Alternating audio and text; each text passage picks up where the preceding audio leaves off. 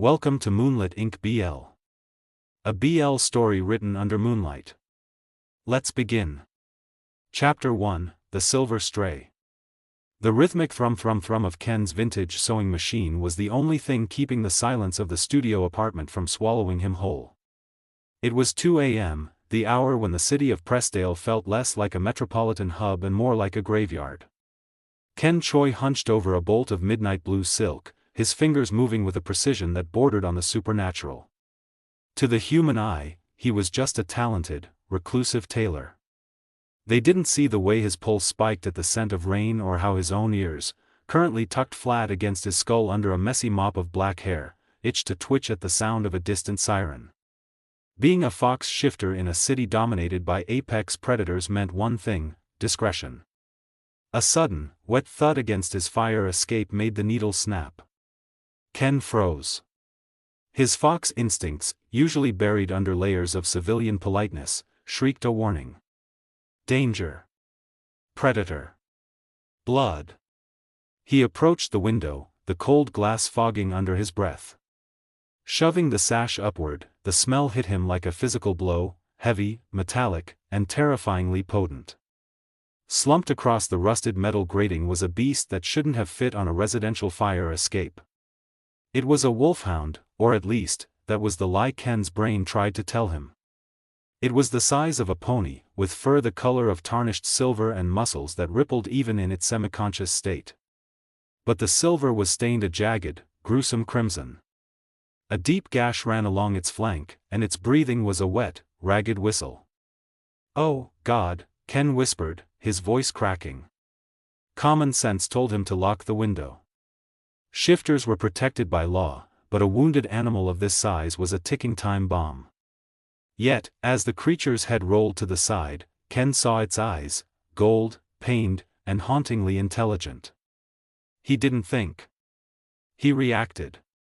With a strength born of frantic adrenaline, Ken dragged the massive beast over the sill. It landed on his hardwood floor with a bone-shaking crash. The wolf let out a low, vibrating growl that rattled the thread spools on Ken's workbench, but it didn't bite.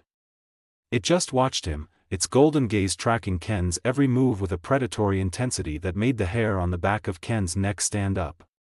"Stay with me," Ken muttered, his hands shaking as he grabbed his professional kit. "I'm a tailor, not a vet, but a stitch is a stitch, right?"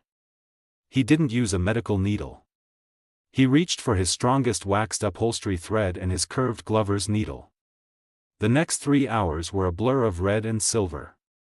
Ken knelt in the gore, his knees aching against the floorboards.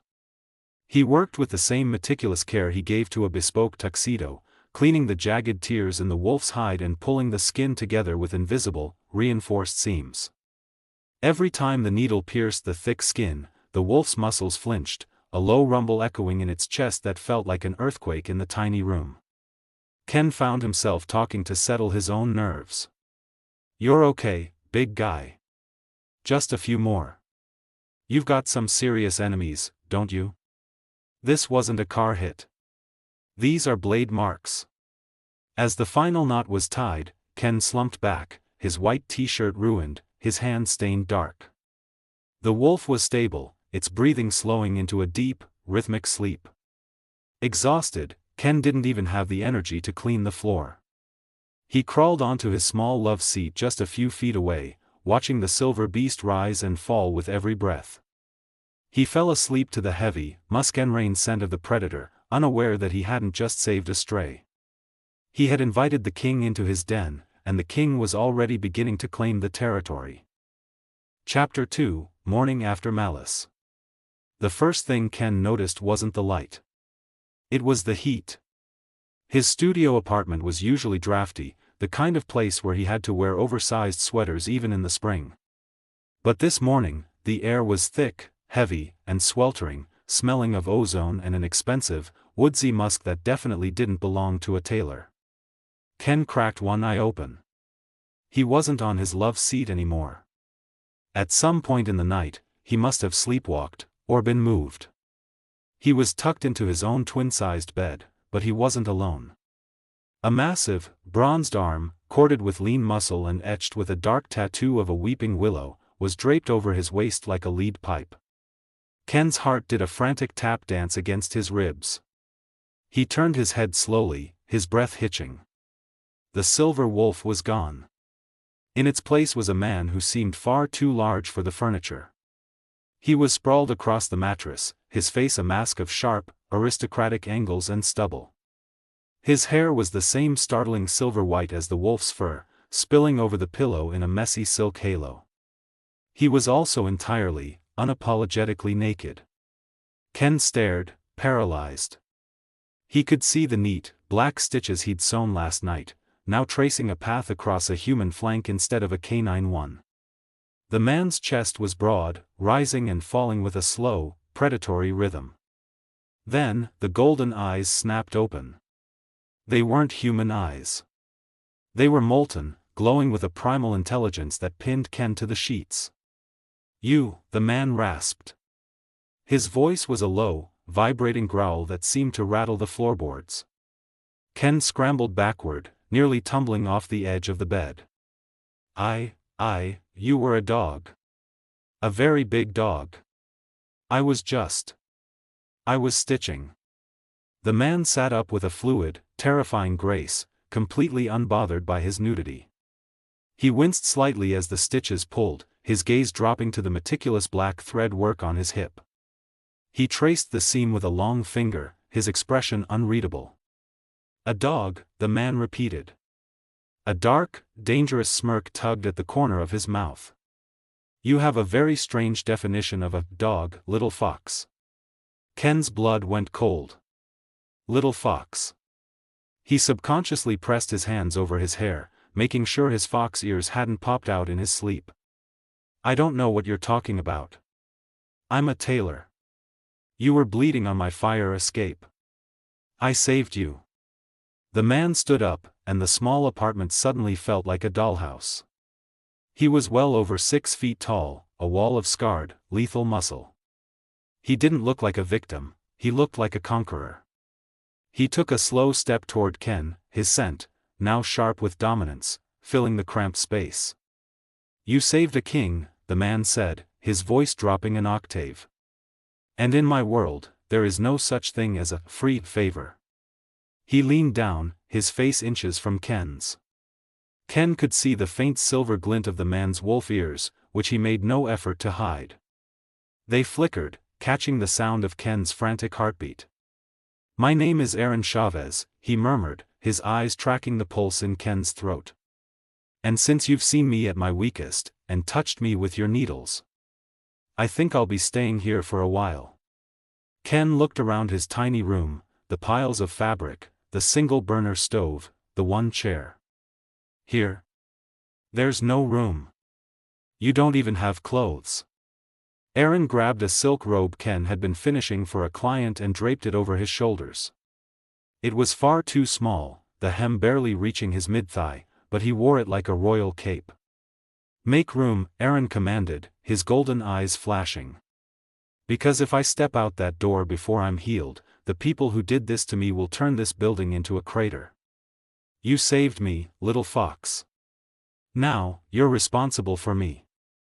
Chapter 3, The Territorial Marker. If Ken had known that saving a life would result in the systematic destruction of his own, he might have, well, he still would have saved him. He was a fox, but he wasn't heartless. However, as he watched a $400 espresso machine thud into the communal hallway, Ken's patience reached its snapping point.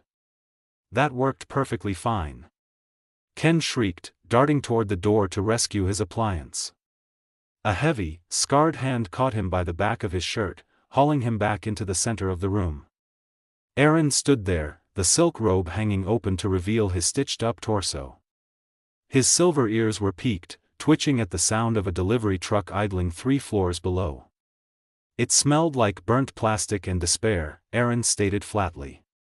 "A king does not drink sludge. And a king's associate should not either. I am a freelance tailor, Erin. Despair is my primary demographic." Erin ignored him, turning his attention to Ken's favorite armchair, a thrifted velvet piece that had finally molded to the shape of Ken's body. With one hand, the wolf shifter shoved it toward the window. Too soft, Erin grunted. No lumbar support. If an assassin comes through that window, you'll be too comfortable to move. It's a death trap. It's a chair. From the 70s. It's garbage. Within an hour, Ken's tiny studio, once a cluttered, cozy sanctuary of thread spools and mismatched rugs, looked like a staging ground for an interior design magazine. Two men in silent, black suits, who Ken assumed were Erin's subordinates, though they looked more like hitmen, began hauling in crates. Out went the lumpy mattress, in came a California king that took up 60% of the floor space, forced Ken's sewing machine into a corner, and smelled faintly of expensive lavender and power. Out went the chipped ceramic mugs, in came a set of hand-blown crystal that cost more than Ken's monthly rent. You can't just do this, Ken hissed, his tailbone itching with the suppressed urge to let his own orange brush out just so he could puff it up in defiance. This is my home. My den. Erin paused, his golden eyes narrowing. He stepped into Ken's personal space, his scent, now a suffocatingly pleasant mix of cedarwood and rain, crashing over Ken like a wave. He reached out, his thumb brushing the shell of Ken's human ear. A den is for safety, little fox, Erin murmured, his voice dropping into that low, chest-thumping register that made Ken's knees weak. This was a cardboard box. I'm making it a fortress. You're making it yours, Ken countered, his voice trembling. Same thing. Erin's silver tail flicked behind him, heavy and thick, thumping against the side of the new, Italian leather sofa. He looked around the room, his nostrils flaring as he inhaled. Better. Now, get rid of that synthetic detergent you use. It's masking your scent, and I can't track your mood if you smell like spring meadow. Ken gaped at him. You're tracking my mood? You're anxious, Erin said, leaning down until their noses almost touched. And a little bit attracted to me. It's distracting. Fix it.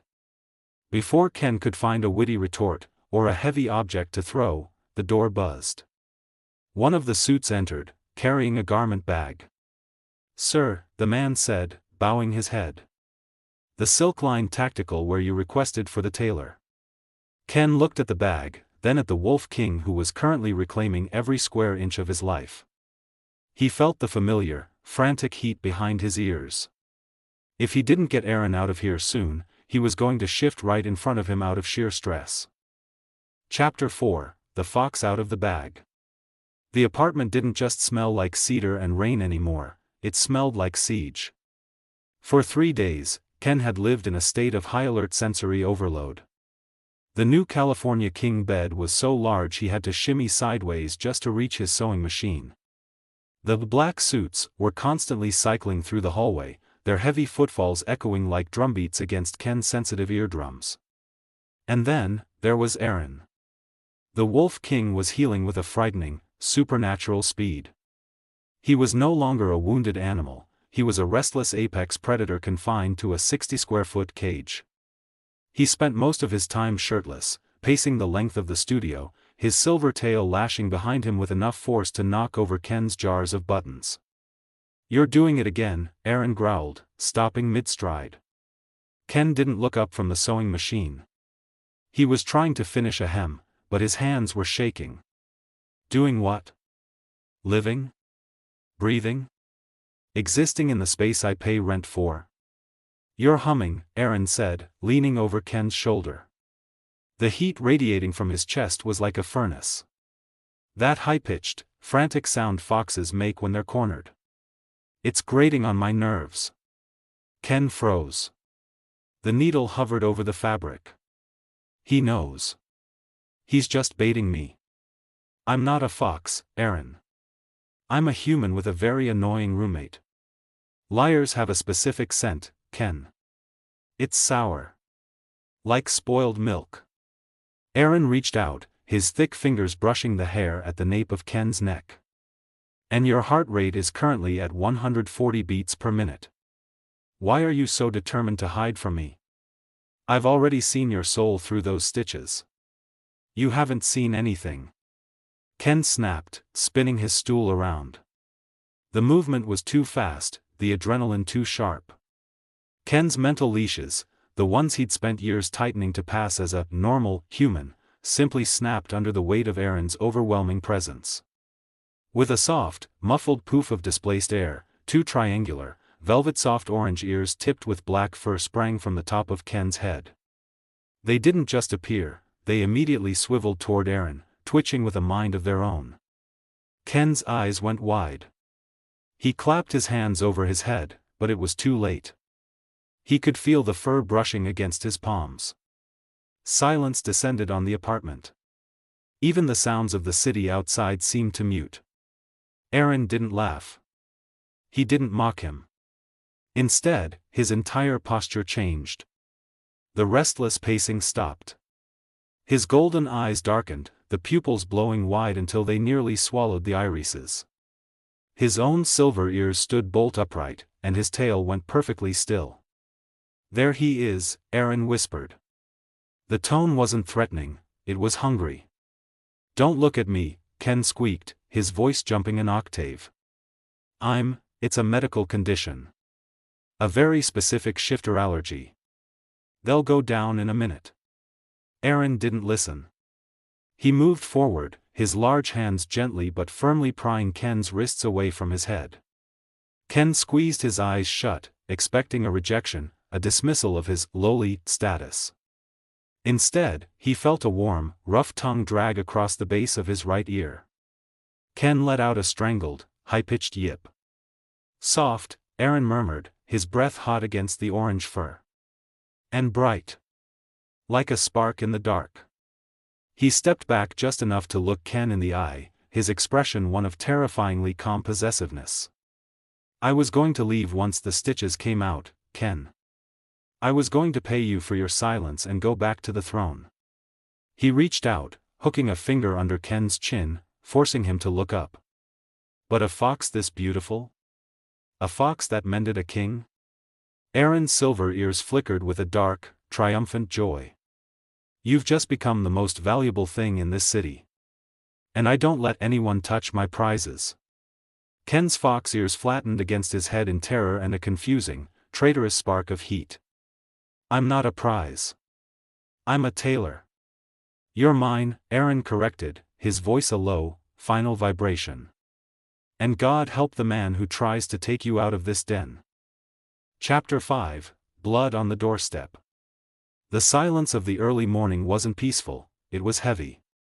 Ken sat at his workbench, his orange ears twitching rhythmically to the sound of the rain against the glass.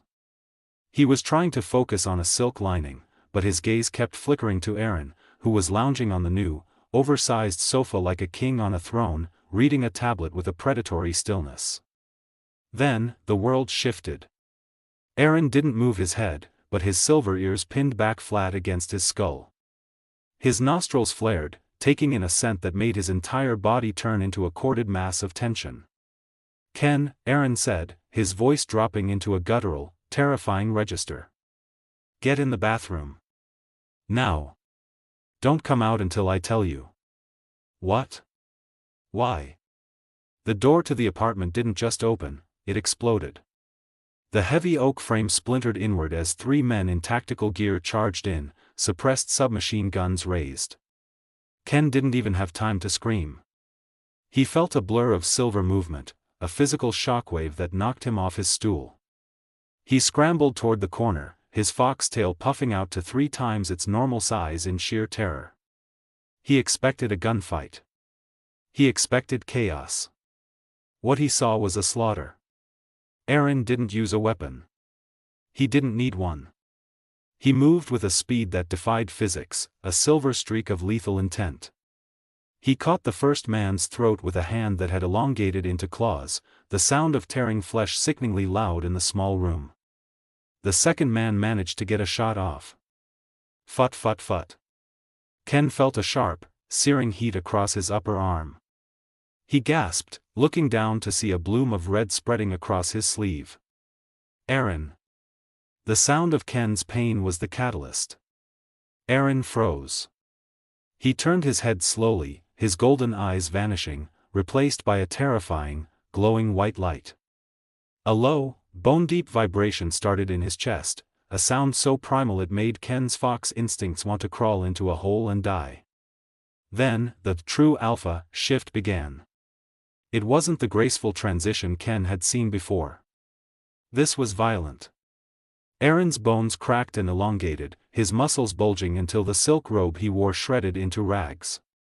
His skin sprouted thick, metallic silver fur, and his face pushed forward into a snout filled with serrated, ivory teeth. In seconds, a wolf the size of a grizzly bear stood in the center of the studio. It was a nightmare rendered in silver and muscle. The remaining two assassins froze, their faces pale with the realization that they hadn't hunted a man, they had cornered a god. The wolf didn't bark. It didn't growl. It simply lunged.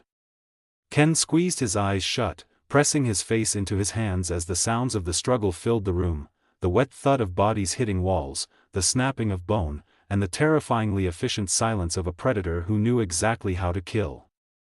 When the noise finally stopped, the air was thick with the copper tang of blood and the heavy, suffocating scent of an enraged alpha. Ken looked up, trembling. The room was a wreck. The expensive furniture was stained, the walls splattered. In the center of the carnage stood the giant silver wolf, its muzzle dripping with red. It turned its massive head toward Ken, its glowing eyes narrowing. Ken braced himself, certain that the beast wouldn't recognize him in its bloodlust. Instead, the wolf let out a soft, mourning whine. It padded over, its heavy paws silent on the blood-slicked floor, and gently nudged Ken's wounded arm with its nose. The heat coming off the animal was immense. The wolf let out a huff of breath, its eyes fixed on Ken's injury with an intensity that bordered on worship. It wouldn't let anyone else touch him. It wouldn't let him leave. Ken realized then that he hadn't just saved a man. He had saved a monster that had now decided Ken was the only thing in the world worth protecting. Chapter 6, The Golden Cage. The morning after the bloodbath, Ken's apartment building felt less like a residential complex and more like a military black site. Ken sat on the edge of the new, blood-stained California King, which Erin had refused to let the cleaners remove because it smelled like their shared scent, while a private medic wrapped his arm. Outside in the hallway, the rhythmic clack-clack of combat boots on linoleum was constant. Erin's black suits had occupied the entire floor, turning the cramped corridor into a gauntlet of broad shoulders and earpieces. "He needs to leave," Ken whispered, his orange ears flattened so tightly against his skull they were almost hidden. "The landlord is going to evict me. The neighbors, oh God, Mrs. Higgins in 4B is going to call the police." Mrs. Higgins has been gifted a year-long cruise to the Mediterranean, a deep, gravelly voice vibrated from the doorway. Erin stood there, back in his human form but wearing his power like a physical weight. He was dressed in a charcoal suit that cost more than Ken's car, the silk vest straining against his chest. His silver hair was slicked back, but his ears remained out, sharp, tufted, and twitching at every sound from the street below. "You bribed my neighbor?" Ken gaped. "I secured her safety," Erin corrected. He walked over, dismissing the medic with a single, sharp nod. The man vanished instantly, bowing his head to the king as he passed. Erin sat on the edge of the bed, the mattress dipping significantly under his weight. He took Ken's bandaged arm in his massive hand, his touch surprisingly light. "The mansion is ready, Kentucky. My lead enforcer has cleared the perimeter. We leave at dusk." Ken pulled his arm back, his fox tail, which he could no longer keep hidden, thumping defiantly against the duvet. "No." The air in the room instantly chilled. Erin's golden eyes narrowed. "Excuse me? I'm not going to your fortress, Erin. I'm not a piece of furniture you can just move to a bigger room." Ken stood up, his small stature a stark contrast to the wolf looming over him. "This studio is my life. My sewing machines are calibrated to these floorboards. My clients know this address. I mended you here. If you're so worried about my safety, then leave." The target is on your back, not mine. The target is on everything I claim, Erin growled, standing up. He stalked toward Ken, forcing the fox shifter back against his workbench. You bled because of me. You think I'm going to let you stay in this matchbox where a single bullet can pass through 3 walls? Then stay here. Ken shouted, his voice cracking. If you're the big, bad Mafia king, make this place safe. But I am not moving into a cage, even if it's made of gold. Erin stopped, his chest heaving. He looked around the tiny, cluttered room, the jars of buttons, the scrap silk, the smell of cheap tea and expensive wolf. He looked at the black suits visible through the open door, standing like statues in the hall. You'd stay in this den? Erin asked, his voice losing its edge, replaced by a strange, low curiosity. Even with my men in the halls? Even with the world trying to break the door down? It's my den, Ken said firmly, his orange ears standing tall. And you're just a guest who overstayed his welcome. But, if you're too scared to stay in a studio, I guess I understand. A slow, predatory grin spread across Erin's face. He reached out, his hand cupping the back of Ken's neck, his thumb stroking the sensitive fur at the base of his fox ears. Careful, little fox. Your pride is showing. Erin leaned down, his scent of rain and iron wrapping around Ken like a shroud. Fine. We stay. But my men stay in the hall, the windows get reinforced with ballistic glass, and you don't leave my sight. If this is the cage you choose, I'll make sure it's the most dangerous one in the city. Ken shivered, the heat of the wolf's hand making his tail wag against his will. He had won the argument, but as he looked at the guards patrolling his hallway, he realized he hadn't escaped the king at all. He had just invited the kingdom to move in. Chapter 7, The Alpha's Vulnerability. The ballistic glass had been installed 2 days ago, turning Ken's once drafty windows into silent, impenetrable voids. Outside, the city of Pressdale pulsed with neon and noise, but inside the studio, the air was unnervingly still. Ken sat at his workbench, the low hum of his sewing machine the only rhythm left in his life. He was working on a scrap of charcoal wool, one of Erin's shredded suit jackets, trying to save the fabric. It was a fool's errand, but he needed the focus. Behind him, he heard the heavy, rhythmic thud of a tail against the leather sofa. You're staring, Ken said, not turning around. His fox ears flickered toward the sound. I'm observing, Erin corrected. His voice sounded different tonight, less like a command and more like a confession. Ken finally set down his shears and turned his stool. Erin wasn't sitting like a king. He was hunched over, his elbows on his knees, his massive silver tail draped dejectedly across the floorboards.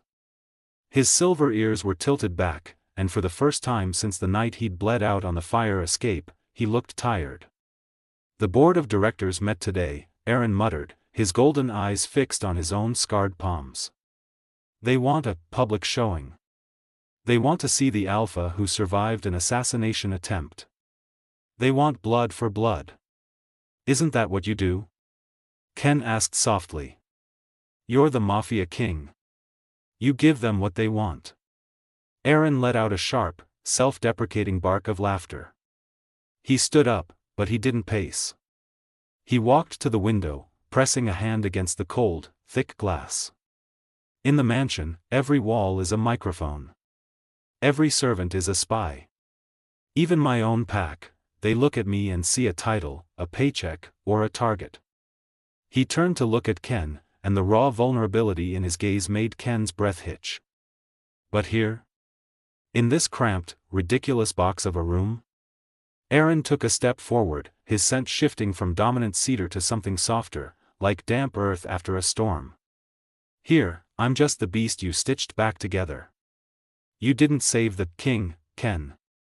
You saved the wolf. You saw me at my absolute worst, weak, bleeding, and pathetic, and you didn't try to use it. You just mended me. Ken felt his own fox ears tilt forward, a surge of empathy override his fear. I'm a tailor, Erin. I don't like things that are broken. I've spent 30 years being the strongest thing in every room, Erin whispered, closing the distance between them. He reached out, his hand trembling slightly as he cupped Ken's face. His thumb traced the velvet edge of an orange ear. This is the only place in the world where I don't have to growl to be heard. This is the only den where I actually feel safe. The admission hung in the air, heavy and sweet. The golden cage, Ken had feared, wasn't just for him, it was a sanctuary for the wolf, too. Ken reached up, his smaller hands covering Erin's. He didn't pull away. Instead, he let his own orange tail unfurl completely, the fluffy brush wrapping around Erin's thigh in a shy, instinctive gesture of comfort. You can stay as long as you need, Ken murmured. Not because you claimed me. But because, maybe the fox likes having a wolf around to keep the drafts out. Erin let out a low, content rumble, not a growl, but a purr that vibrated through Ken's entire chest. He leaned down, resting his forehead against Ken's, and for the first time, the silence in the apartment didn't feel like a siege. It felt like home. Chapter 8, The King's Consort. The resolution of the betrayal was not a loud affair, it was a surgical strike. With the information Ken had overheard from the black suits and Erin's own cold intuition, the traitors within the pack were flushed out in a single, rain-slicked night. Erin hadn't even had to leave the studio for most of it. He sat at Ken's kitchen table, his laptop glowing against his sharp features, barking orders into an encrypted headset while Ken sat at his feet, leaning against the wolf's massive legs and finishing a bespoke silk tie.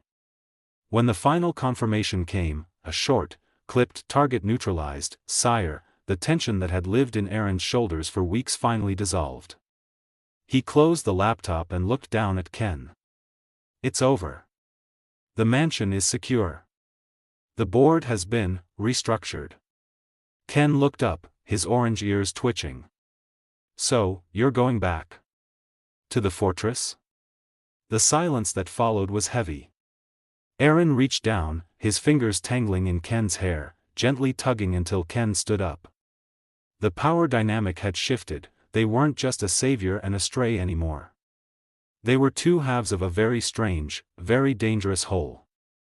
I can't live in this studio, Ken, Erin said, his voice low and honest. I'm a wolf. I need to run. I need space to breathe, and I need a place where my people can bow without hitting the refrigerator. Ken's heart sank. He looked at his sewing machine, his sanctuary. I know. However, Erin continued, a smirk pulling at his lips, I also can't live in that mausoleum of a mansion. It smells like old blood and bad memories.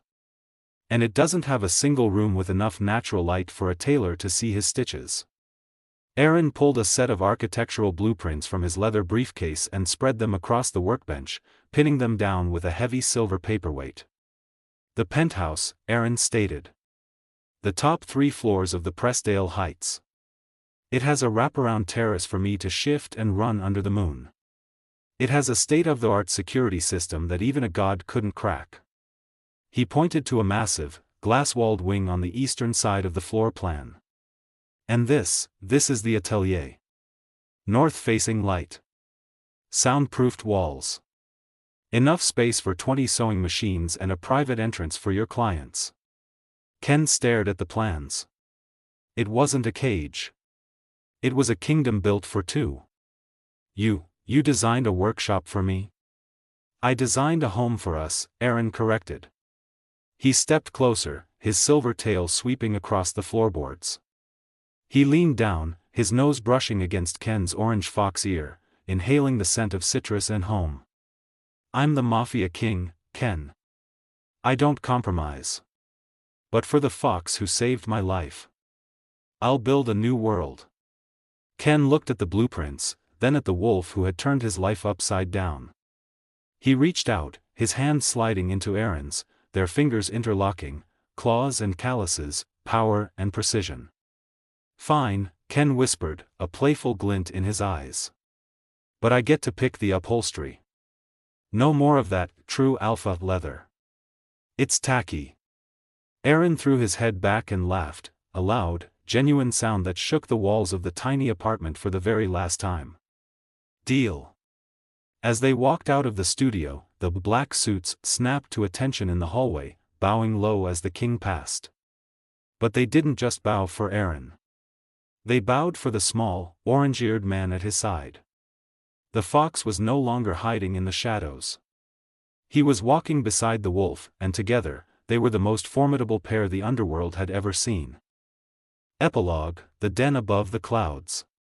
The floor-to-ceiling windows of the Pressdale Heights penthouse didn't just offer a view, they offered the world.